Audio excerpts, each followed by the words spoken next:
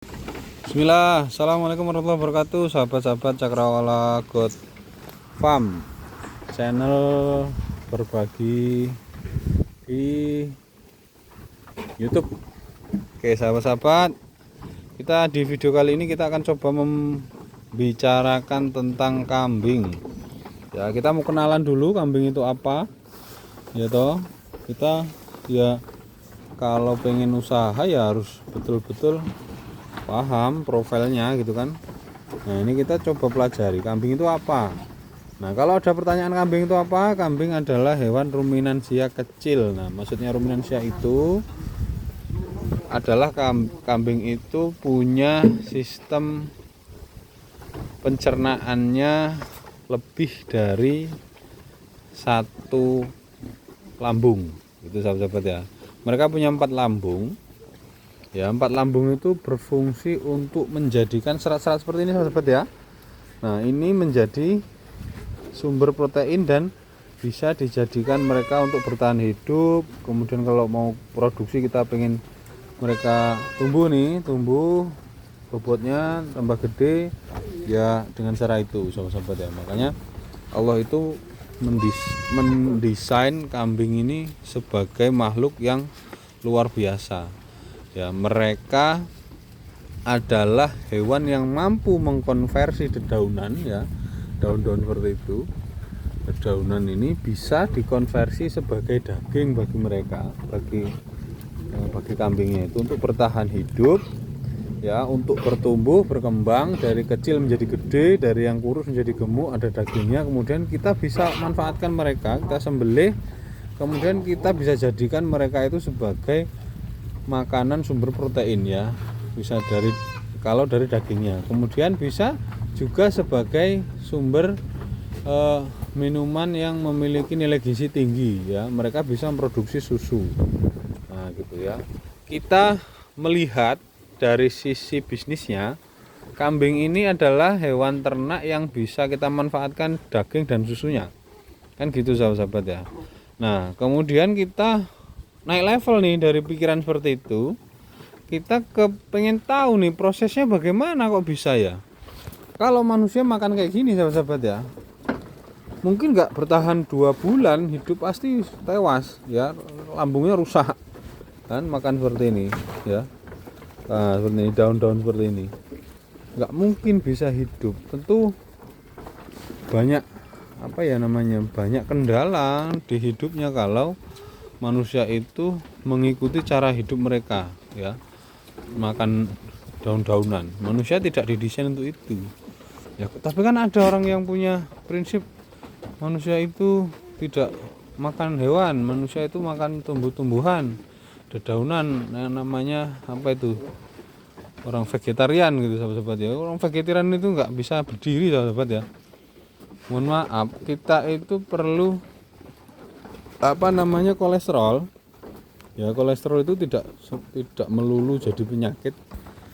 Kita perlu itu untuk mensintesis hormon testosteron ya, hormon kejantanan. Nah kalau kita nggak punya hormon kejantanan nggak bisa berdiri sahabat ya. Jadi kalau semua manusia itu jadi vegetarian ya punah pasti, satu itu. Kemudian selain punah sahabat-sahabat ya, menyalahi kodrat kita ini. Manusia didesain untuk memakan banyak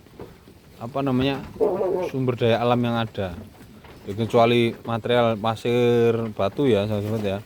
Nah maksudnya kayak hewan ini kita memang didesain untuk makan mereka gitu. Kok bisa? Apa buktinya lah? Kita ini punya gigi taring. Apakah gigi taring itu buat nyobek bayam? Kan nggak mungkin ya, pasti untuk nyobek daging gitu loh. Satu, terus kemudian kebutuhan kita itu bukan serat, kebutuhan kita adalah protein. Begitu juga mereka ini sahabat-sahabat ya, kebutuhan mereka ini protein, bukan seperti ini. Nah tapi mereka mampu mengkonversi ini dengan proses panjang sehingga bisa dedaunan seperti ini tuh jadi protein dan menjadi asam amino, menjadi menjadi nutrisi bagi mereka untuk gemuk dan punya otot. Dan ototnya itu nanti kita sembelih jadi dagingnya kita masak, kita makan manusia. Nah Ini loh sahabat-sahabat ya, luar biasanya Allah tuh kayak gitu, memanfaatkan hewan-hewan seperti ini untuk memakan makanan yang tidak lazim dikonsumsi manusia, seperti daun-daunan itu ya, dimakan oleh mereka dulu, diproses mereka dulu. Setelah itu mereka punya daging, kita boleh sembelih ya. Ketika sembelih, kita ambil dagingnya, kita makan, itu sebagai sumber protein kan gitu sahabat-sahabat ya. Fokus concern manusia tumbuh berkembang, hewan juga ternak tumbuh berkembang, itu membutuhkan protein. Nah, proteinnya itu tinggal berasal dari mana.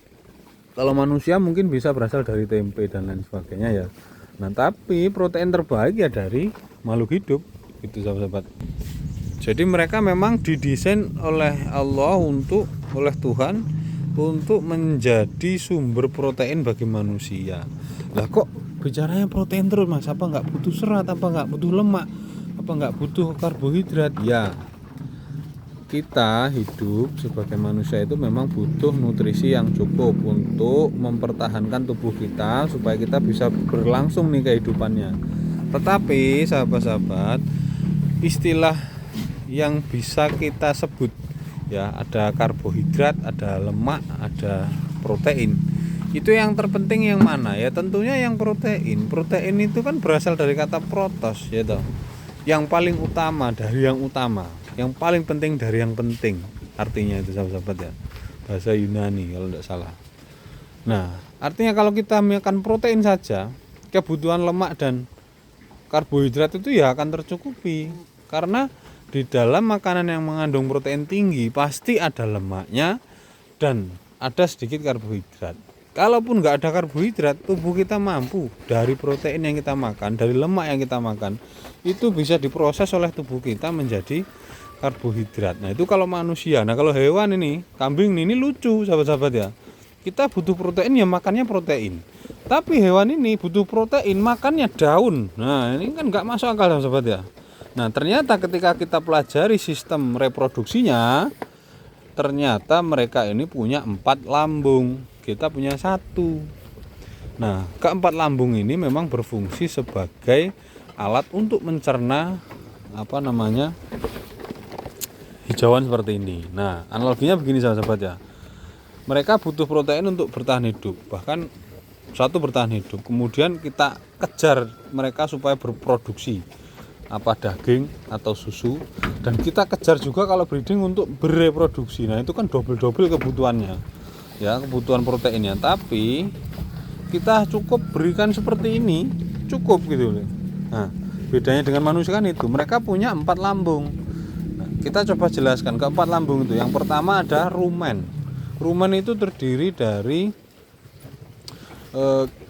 isinya itu ada gasnya, ada solid ya, maksudnya padat ya, makanan ya, model makanan yang padat seperti ini. Ada juga yang cair itu sahabat-sahabat ya. Nah di dalam itu ada proses fermentasi sahabat-sahabat. Nah rumen itu adalah tempat bakteri berkembang biak.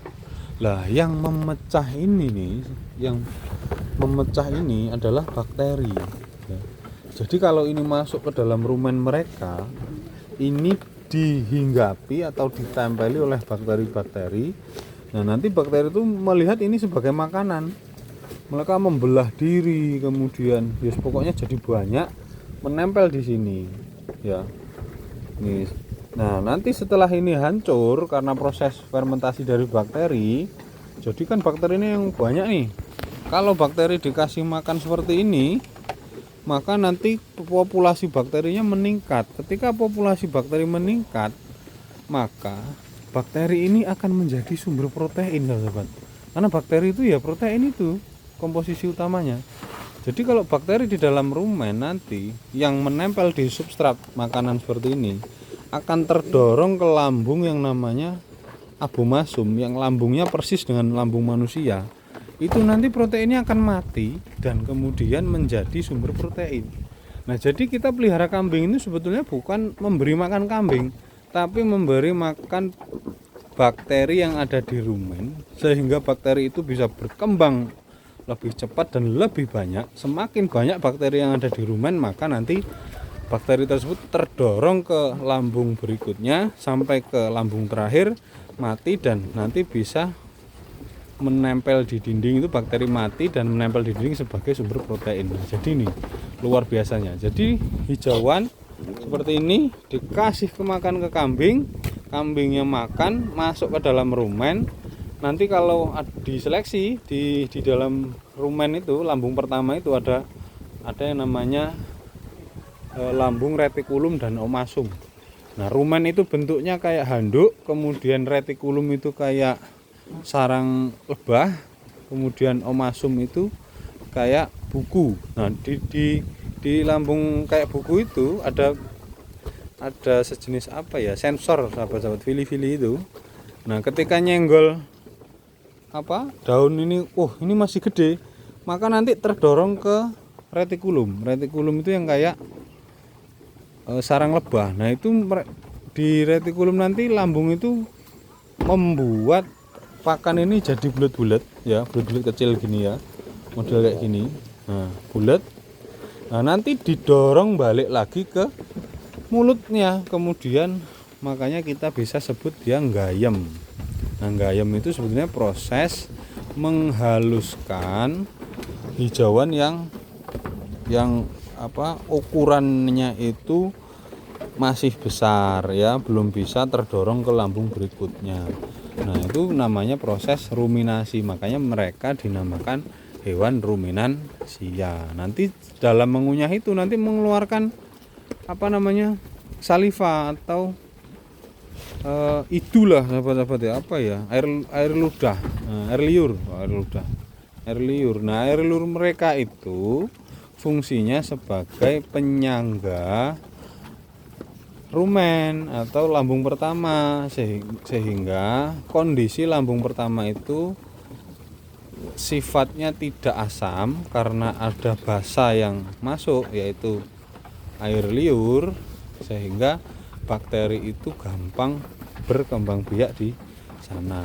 Nah, semakin gampang bakteri berkembang biak di sana, semakin banyak bakterinya, maka semakin banyak mereka makan seperti ini sahabat-sahabat, potensi bakteri juga semakin bisa berkembang. Semakin bakteri bisa berkembang, maka potensi untuk menjadi protein di lambung abomasum nanti, di lambung terakhir, itu semakin tinggi. Akhirnya semakin banyak makan, semakin banyak bakteri tumbuh, semakin banyak bakteri tumbuh, semakin banyak nanti protein yang bisa masuk di dalam lambung abomasum. Semakin banyak protein yang masuk dalam lambung abomasum, protein harian tercukupi, protein kebutuhan untuk produksi dia gemuk ya tercukupi, bahkan protein untuk mereka berkembang biak tercukupi. Nah, ketika protein tercukupi, maka mereka akan secara optimal memberikan kita penampilan yang maksimal gitu. Jadi mereka juga rasa terima kasihnya ke kita adalah dengan cara memberikan anak-anak yang bagus nanti, gitu sahabat-sahabat ya. Jadi mungkin kambing ini adalah ruminansia kecil yang sifatnya prolifik, atau anaknya bisa lebih dari 1, bahkan bisa lebih dari 2, bahkan 3, 4, 5 ekor masih bisa. Dan kita hanya target 1,5 dari mereka. Bisa jadi kalau kita secara totalitas nih ngasih makan mereka dengan cukup, pakannya ya nggak pernah kurang, nggak pernah telat, minum ya dia ada, kondisi lingkungan kandangnya juga nyaman, enak. Nah, bisa besar kemungkinan kita pelihara 20 ekor ini mendapatkan 40 ekor satu siklus kelahiran gitu loh sahabat-sahabat. Jadi nggak usah takut sahabat-sahabat kalau gagal dalam usaha peternakan ini, perlu evaluasi, bukan ambil kesimpulan saya nggak sinung ini itu. Nah, ini repot. Itu alasan goblok untuk membenarkan pikiran Anda, padahal pikiran Anda salah kan gitu sahabat-sahabat ya.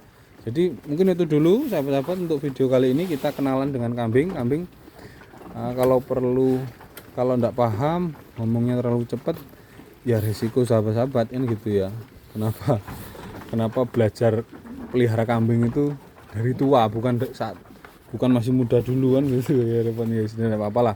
Ya, yang penting kita tetap semangat. Nanti kalau nggak paham ya diputar lagi, kalau masih nggak paham lagi diputar lagi gitu sampai paham. Jadi supaya kenal dengan kambing, maka kita memang perlu mempelajari kambing itu apa, bagaimana mekanisme reproduksinya, bagaimana sistem pencernaannya, sehingga kita tahu kita bisa pasang strategi terbaik untuk memelihara mereka, sehingga kita bisa mendapatkan penghasilan yang sesuai dengan target yang kita inginkan ya. 3 sampai 4 juta per bulan sangat mungkin kita peroleh kalau kita punya 20 ekor kambing betina dengan sistem pemeliharaan yang optimal gitu sahabat-sahabat ya.